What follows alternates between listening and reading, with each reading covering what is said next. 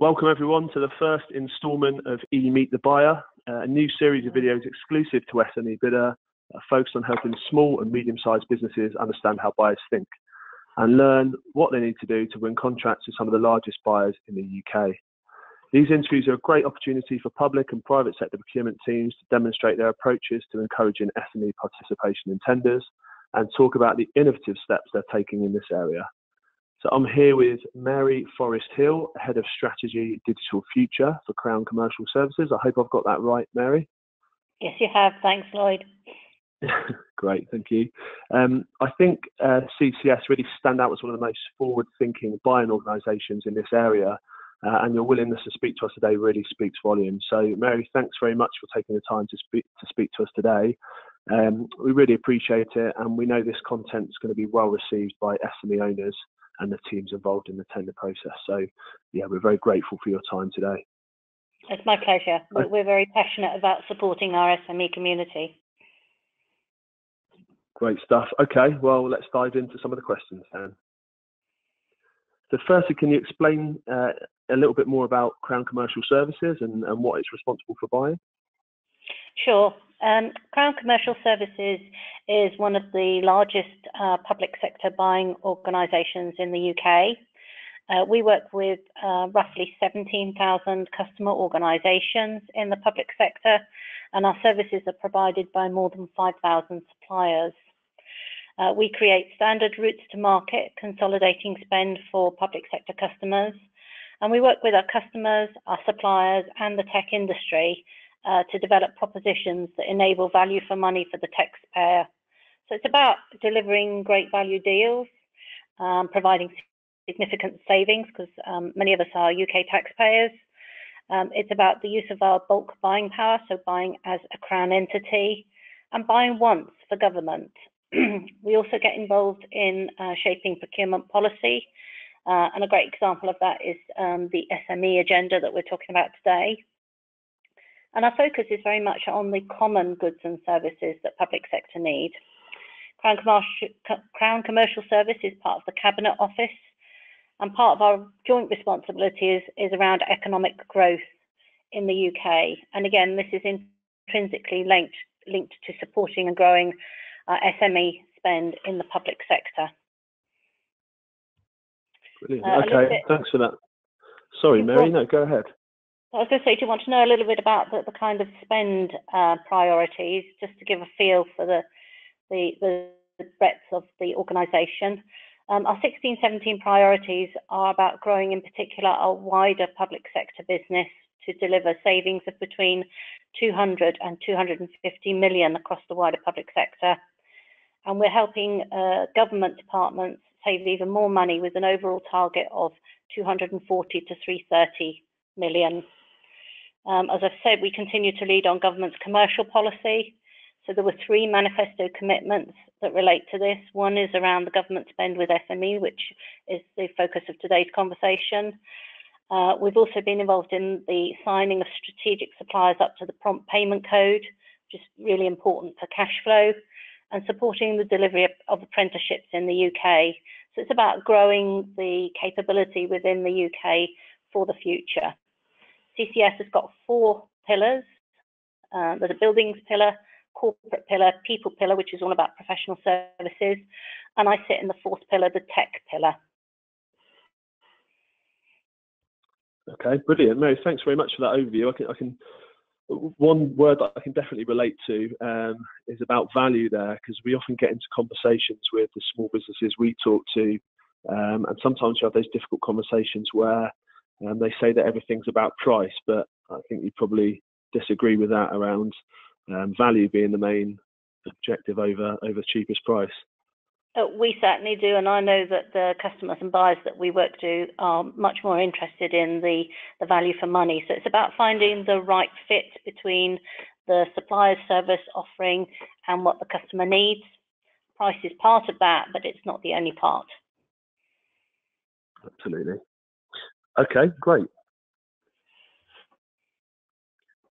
Now a little bit about you, Mary. So what's your role within CCS? What are you responsible for? So as I said, I sit within the tech pillar, which again has kind of 4 key spend areas. There's the networks area. We've got a technology products, so that's your hardware and COT software, the shrink wrap software. We have a software team, and I sit in a team called Digital Future. I'm head of commercial strategy for Digital Future, and this involves designing the new routes to market, and for us, supporting SME growth.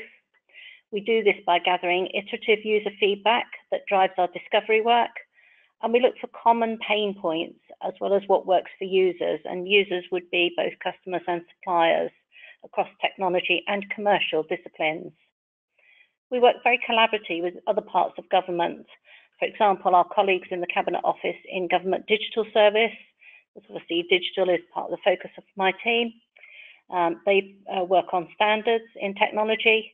We're working with the Department of Culture, Media and Sport as they own the digital and cyber policy for government, and the newly formed National Centre for Cyber Security, part of GCHQ.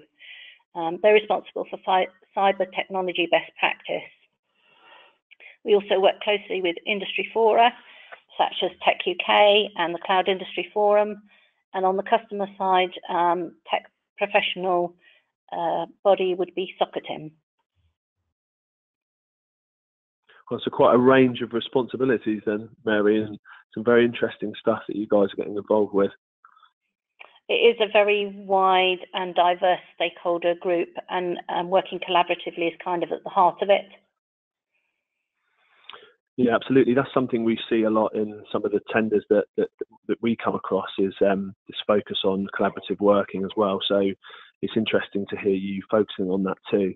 And one of the other things that jumps out from the comments that you just made is around customers as well as suppliers. So I think later we'll have a bit of a discussion around the frameworks that you guys have and who buys from them. So I guess in that instance, would I be right in saying that they're customers to you as well, the people who use these frameworks in different parts of the public sector?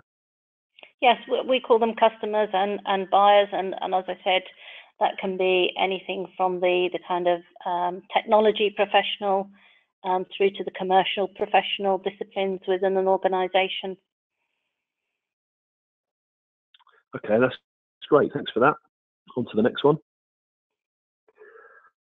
So where can SMEs find these opportunities to work with CCS, Mary, in terms of tenders and other opportunities? Where are the best places for them to look?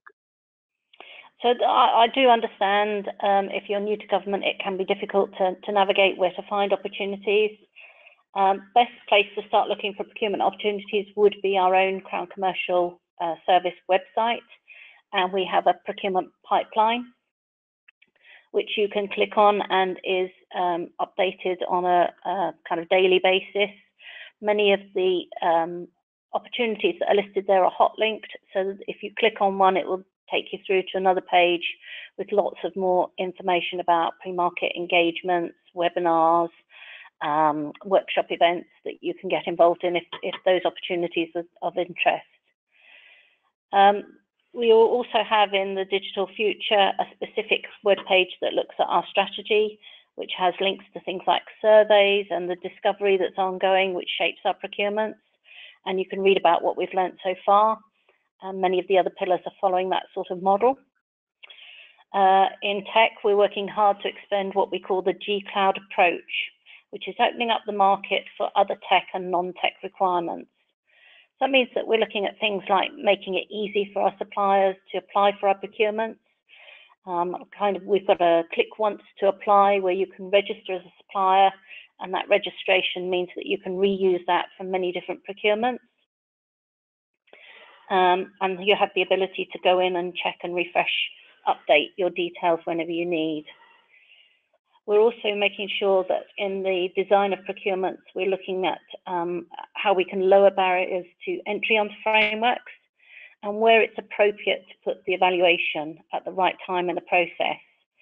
We know it can be a burden for suppliers at framework stage when individual customer needs can vary very differently. So a lot of the work that we've done has been moving the evaluation from the framework stage down to the further competition where it's more appropriate to the individual customer need. We're also looking at how we can introduce more transparency about the opportunities, and some of your attendees may have come across a framework that we have called Digital Outcomes, where we're trying to publish early on what the opportunity is and have a very simple and quick process to kind of highlight your availability and your ability to meet that requirement before going into a fuller tender process. Again, to make it easier for suppliers, but also for our customers to kind of be able to drill down to the most appropriate set of suppliers to invite to that tender opportunity. Yeah, there's a great deal in there, Mary, actually. Lots of interesting things that you've touched upon. You know, early market engagement from our side is a fantastic way to really get SMEs brought in, and we can certainly see ourselves from the CCS website what you guys are doing in that space, and feel that is really fantastic. And also it's interesting to hear your discussion around where the evaluation takes place in the process, and moving to where, I think the word you used was where it's appropriate for that particular customer. So you know, we know ourselves that in the public sector there's been a move away from lots of heavy sort of pre-qualification work up front, more to doing that further along in the process, and that's certainly something that we've seen. Is that something you think sort of mirrored across all of public sector now? I think that the take-up is spreading. I wouldn't say it's all across public sector at the moment, but the initiatives are picking up a lot of positive feedback. So other buying organisations and buyers are looking at what we're doing and finding it useful. And it's small things like you mentioned the supplier engagement. We have found through kind of the 5 years that I've been working on this first iteration of G-Cloud, that whereas we used to do large supplier workshop event days, and they were predominantly based in London, that doesn't work where you've got regional SMEs who also want to take part. So we've tried to move to make sure that there are a lot more webinar opportunities. So you get an hour and a half to go through in a pre-market engagement, and encouraging our buyers to do the same when they come to use the framework to buy from, because the value in having those in the moment questions and being to really drill down and understand what the requirement is really helps any supplier to understand whether it's the right opportunity for them, and gives them lots of tips on how to go through the tender process, saving them time. So it's small things like that have a huge impact. Yeah, again, that's something that we've seen and we think is a great way of increasing the engagement. So, yeah, thank you for that, Mary. And on to the next one. So I think you've probably touched on this already, but what exactly are CCS doing to try and encourage SME participation? Is there anything over and above what you've talked about already? There's so much, it's difficult to kind of synthesize it down into one interview. But we touched on the working with industry bodies and our government policy teams. I've also touched on the reducing barriers to entry. So we think very carefully about that supplier registration process. We call it a standard selection questionnaire, and we've tried to pare that down to the bare minimum of what we need to know from a kind of mandatory perspective. So things like fraud and criminal convictions, we do have to ask questions about, but we've stripped out an awful lot of the non-value add questions to try and make that process much more streamlined. We've done a lot to reduce contract length and to offer different length contracts to make it appropriate for different organisations. Over the last probably 3 years, we've done an awful lot to try and simplify our contract documents and our tender documents, make them easier to navigate and to turn them into plain English, so dispense with all the very difficult legalese type ways of describing stuff, so that when you read them, you understand what is being asked for. We have talked about the workshops and the Tech UK engagement. We've also tried to move into the Twitter and social media world, again, to make it easy for particularly our supplier community to get very short, sharp updates on where to go for information, or when something has been published, or when there's an event coming up. Again, making it easy to understand what we're doing and when we're doing it. We've got our SME Crown Rep, who I'm sure that you've come across, Emma Jones, and she's doing great work with championing the needs of our SMEs.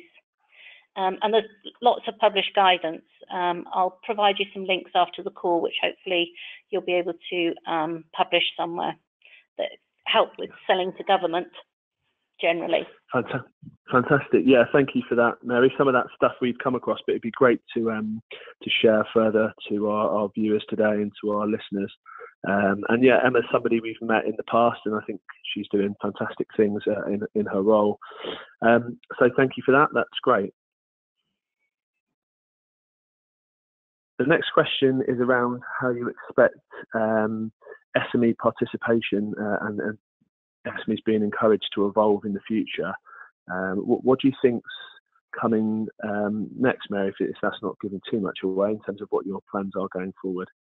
Yeah, not at all. I mean, some of it is that we're sharing heavily internally with the other four or other three pillars within CCS, so that we're sharing our lessons learned. We have, over the last 5 years, done quite a lot of alpha piloting of different things. Some of them have worked, and that's great to be able to share what worked, and some of them didn't. And that's kind of okay as well, because we learn by the stuff that didn't work, what not to repeat next time. So that's part of it, is internal sharing. We're also going to obviously continue to engage through the existing routes to understand what the specific concerns are of SMEs, and testing suggestions on how we might change things to resolve them in the future. We're looking at a digital future and a tech-wide strategy that is more around a service-led marketplace strategy to enable us to be more dynamic, moving away from the kind of framework-led previous approach that we had adopted. And this is around helping us to open up the market, make it even more easier to do business and use CCS. Some of that, as I said, involves technology, so things like the single sign-on and the supplier registration. And some of it is about automating how suppliers can showcase their services and buyers can go in and search and find them. So use of things like catalogue to help that process. Okay, lots of exciting stuff then. I think what was very sort of humble of you, Mary, as well, is to say from a sort of CCS perspective that some of this stuff doesn't work, hasn't worked, but to be open about that and to be willing to try new and different things. I think that's brilliant. Sometimes you can try and force things through and continue with things that aren't working. I think it's great to have that. I guess that sense of realism in terms of what's working and what isn't. We found that it's best to engage lots and to take on board lots of different views, because we don't have all the answers, but we're quite happy to admit we don't always get it right. But if we don't try, then we're not going to know what does and doesn't work. So we will continue to try, and I'm sure we will continue to get some stuff right.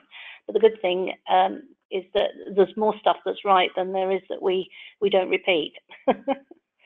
That's good to hear. Okay, fantastic. On to the next one now. How do you think frameworks like G-Cloud are performing, Mary? What do you think performance of the CCS frameworks is like in general? So for G-Cloud, I think it's been a phenomenal performance. The framework's gone from zero, so a standing start, to I think it's now currently about 2.6 billion over a 5-year period, which for a new set of services and a completely new agreement is phenomenal. It's really opened up the market, both in terms of the numbers of suppliers. So we've got something like 2,500 suppliers and 22,000 services, and a staggering 43% of spend is now going to our SME community. So that really, I think, it stands on its own legs from that perspective. Initially, it's been largely taken up in central government. I think 83% of spend today goes to central government.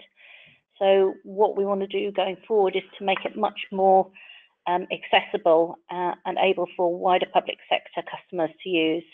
And we've got some really good feedback around contract length and terms and conditions, and how we can make it easier for that sector to, to use it and to get the savings and benefit from it. So that's kind of where we're going to be focusing. It's a constantly improving landscape, so we don't want to stand still with it. We do want to make it even more flexible. We want better categorization and search, more automation. And I've mentioned the single supplier registration across CCS agreements, so that suppliers only need to register once. That's been a constant bugbear for many years. Okay, great. Thanks for that. Next question. Our experience shows that different procurement teams, they use frameworks differently that CCS put out there, Mary. And by that we mean sometimes there's mini competitions run under these frameworks.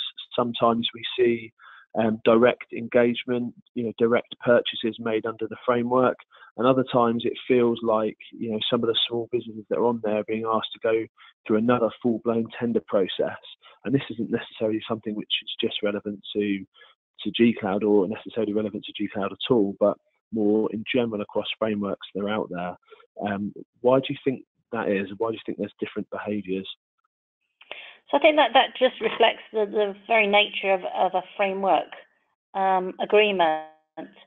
It reflects the difference that individual needs bring. So you'll have some customers and some requirements that are very simple and they need a really quick response to, and that would indicate that a direct award with a supplier clarification would be the most appropriate approach. Whereas there are other customers who've got a much more complex requirement over possibly many systems with a transformation element and collaboration agreements across different vendors. That is where you'll need a lot more pre-market engagement, and a much more full-blown tender would be appropriate. So when we design frameworks, we're constantly thinking about all of the different customers and lots of different requirements that might need to be procured through the one agreement that we set up. And I think we're moving more and more towards making it more flexible.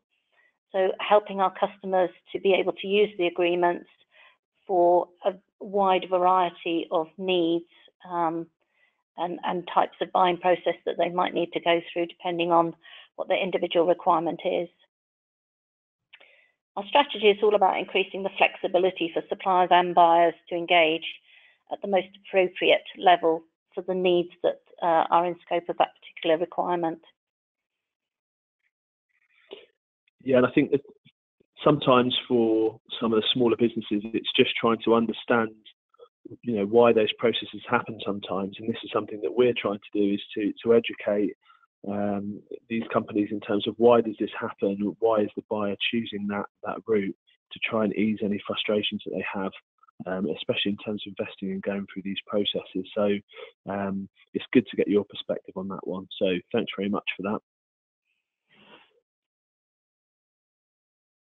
Next, so I'm going to be a little bit controversial for a second, if that's okay, Mary, because some of the businesses that we speak to feel like with these frameworks, they're becoming easier to get onto, so they can get onto the framework quite easily, but often they receive very little work, and in some cases none at all. Do you feel that enough spend is reaching SMEs, and that the frustrations that these companies have got are fair, or what's your perspective on it? So I think we can always improve, but the success of G-Cloud demonstrates that it is possible to dramatically increase spend with SMEs. As I said, 43% of the spend, so that's not numbers of SMEs, that's the actual value of spend going through the framework from public sector comes through G-Cloud at the moment. I guess what I would add is that getting onto the framework itself is not a guarantee of work, and the suppliers who are successful have made sure that they simply and effectively describe their service and they're quite active in looking out for the right opportunities, which might not be every opportunity. So as I said earlier, with digital outcomes as an example, we publish the opportunities, and those suppliers that are being successful are those that are really focusing on the tender opportunities that kind of meet their sweet spot, or that they feel that they really have a good chance of offering what the customer needs. So for me, it's about, it's a matching process. Not all opportunities are going to be right for all suppliers, and those that are successful are particularly good at being rigorous about the ones that they respond to. So what you're suggesting, Mary, is being rigorous and thorough in terms of choosing the contracts that suppliers bid for under the framework agreement. Is that what you're getting at? That's part of it. As I said, part of it is about making sure that when they're on the framework, they've got a really clear and simple description of what the service is that they're offering, so that customers can see at a glance. If they've got to go through reams and reams of narrative and pages and it's not really clear what the service is, that will put buyers off. If the pricing's not very clear, that again tends to put buyers off. With terms and conditions, again, if they're very onerous and there are huge quantities of them, it's almost the flip side of the supplier experience in applying for a framework. So if you think about when I'm applying for a framework, what works for me, and turn that round, when you're selling, it's the opposite. But as I said, being on the framework is not the only answer. That's only the beginning of the process. Of course, and again, that's something we're trying to educate the companies that we speak to about as well. But I think your advice there around a nice, simple explanation of what the company does and some clear pricing, I think that's brilliant, and will give the people listening and watching this some great tips. So thank you for that. So what common mistakes do you feel SMEs make when they respond to tenders? So in your experience, what are those common mistakes that you see over and over again from the smaller companies that big businesses don't necessarily make? I guess the common mistakes from SMEs, it's very difficult because large companies have big teams, and therefore they kind of set the team out on it. I think don't underestimate the amount of time to familiarise yourself with A, the documentation, and B, the process. So don't leave it until the night before the tender closes before you start to read what it's all about and prepare your responses. Take the time to fully understand what's asked in the tender. All tenders will have a clarification process. Many of them these days, and certainly in the category that I work in, Digital Future, there will be a webinar clarification, which again is a kind of easy and digestible way to really get to grips with what the ask is. Don't be frightened to ask questions. So if you don't understand, attend the webinar and ask on the call, or do a written clarification, and make sure that you really understand what's being asked for. And be very clear, as I said, in when you bid, what the service is and how the pricing works. They're kind of the key things that I would say make for a successful response. Yeah, okay, thanks for that, Mary. I think we definitely agree on that one in terms of reading the documentation a number of times, and as you said, don't be afraid to ask questions and engage in the process, because okay, there's an official way of doing things in these processes, as has to be the case in public sector procurement. But I think most buyers are willing to discuss those requirements and clarify anything in the process. So I definitely agree with that one, and I think small businesses could certainly do more of that, and that would help them out, and definitely setting aside plenty of time as well is another key takeaway. So thank you very much for that response. So what's the one bit of advice that you would give to small businesses to increase their traction or to increase their revenue with CCS or other public sector organisations? Is there anything in particular you think they should be doing? Is it just bidding for more or speaking more to buyers? Or what do you think it should involve? We find that case studies are a really good way of showcasing a successful engagement. Now, it's great if you've already got a public sector case study, but to be honest, any case study that articulates what the buyer's problem was and how you as the supplier solved that, so that if I've got a similar problem, I can see how that would work, really does speak volumes.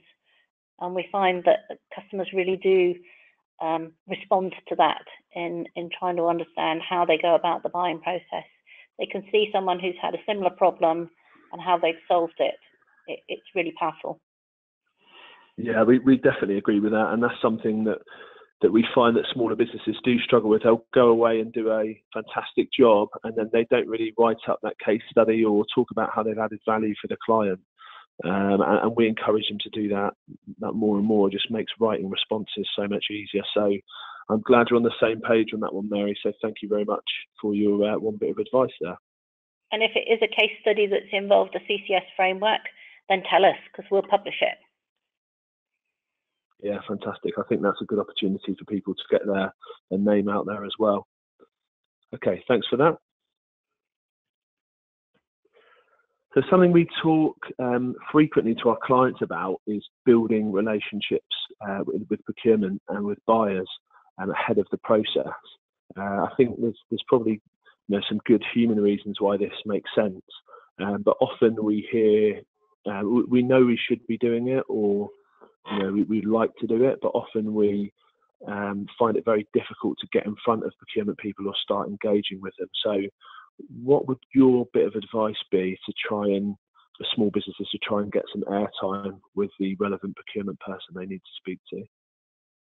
So it is difficult, particularly in regulated procurement. We encourage buyers to do pre-market engagement, which is where they would publish an opportunity, and hopefully they would have a webinar type of engagement as well as a supplier day. That's a great opportunity to get in before the tender is published, and to really start to talk to both the procurement people and, as I said, in our scenario, the technology professionals, to build those relationships and to understand a little more about the background and context. The only other suggestion I would have is the kind of meetups and industry events. So as CCS and technology, we do quite a lot with our Tech UK industry body around things like beer and pizza and regular meetups or webinars, and our customers do the same. So look on the customer websites, look out for the various blogs from CCS and GDS about what's going on, and social media, and get involved. That's great advice. Thanks, Mary. Now we're going to talk a little bit about SME contract award metrics, Mary. So we've started to have a bit more of a look at this, and we've noticed there's quite a big discrepancy between some of the regions. So as an example, the North East, we've seen from data on Contracts Finder and Tenders Electronics Daily, the North East having 40+% of contracts awarded to SMEs versus the Northwest with only 5%. So how do you think these disparities can be explained, and what can we do about it? It's not statistics that I'm familiar with, so I don't have a perfect answer for this. I would imagine that a lot of it is around what we've talked about around buyer education and the types of opportunities that are coming up at any one time.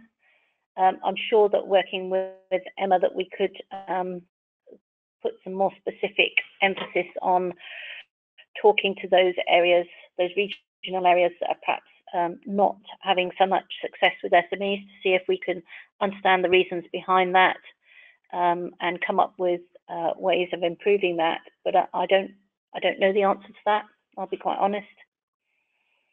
No, that's okay. No, we don't think there's necessarily a silver bullet to that one. I'm sure there'll be multiple factors at play. And of course, if there's anything that we can do to support any of that education or anything in the process, we'd be delighted to do that. Yeah, we'd definitely take you up on that. Just to say, we don't have all the answers. For us, it's about working with the right people to get the right results.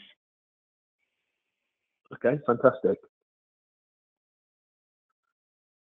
So, Mary, taking into account what CCS have done and what they've learned to date with SME engagement, what advice would you give to other procurement teams in the public and private sectors? And I guess I'm particularly interested in the private sectors where there's not really that focus or that drive to work with SMEs because there's no policy or regulation which forces them to do so. So if a company did want to engage SMEs more, what do you think's worked best from what you guys have done?